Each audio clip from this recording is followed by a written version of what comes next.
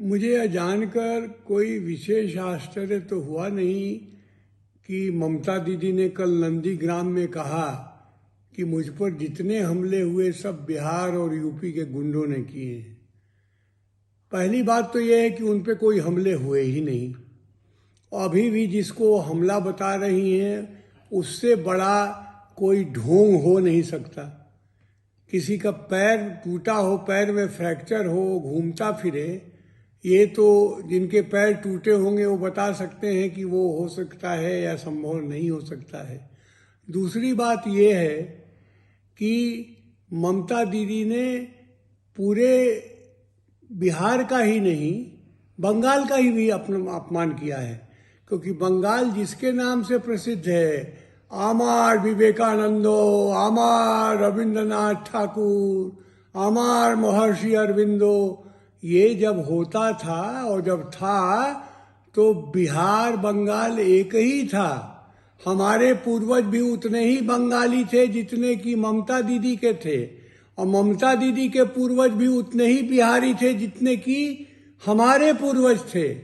इन्होंने क्या कर रही हैं ये जो कर रही हैं इससे इनको कोई फायदा नहीं होगा।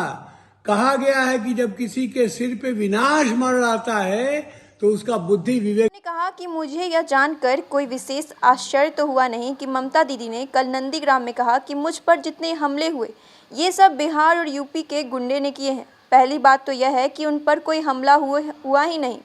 बीच बीच में सस्ती लोकप्रियता के लिए नाटक करना उनकी पुरानी आदत है, जिससे बंगाल की जनता भली भांति परिचित है। अभी भी जिसको वे हमला बता रही हैं उससे बड़ा कोई ढोंग हो ही नहीं सकता।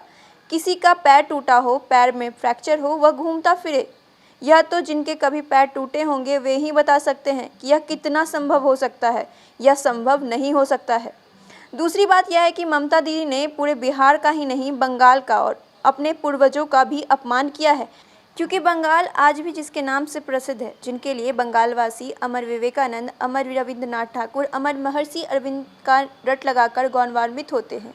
ये जब थे तब बिहार और बंगाल एक ही था। हमारे पूर्वज भी उतने ही बंगाली थे जितने कि ममता दीदी के थे, और ममता दीदी के पूर्वज भी उतने ही बिहारी थे जितने कि हमारे पूर्वज थे। ममता दीदी क्या कर रही हैं? ये सब क्षेत्र और प्रांत के नाम पर वैमनस्य फैलाने का जो कार्य ये कर रही हैं, इससे उन्हें कोई फ़ायदा नहीं होगा। इससे तो पूरे देश में रहने वाले बंगालवासी भाई बहनों का सिर शर्म से झुक गया होगा।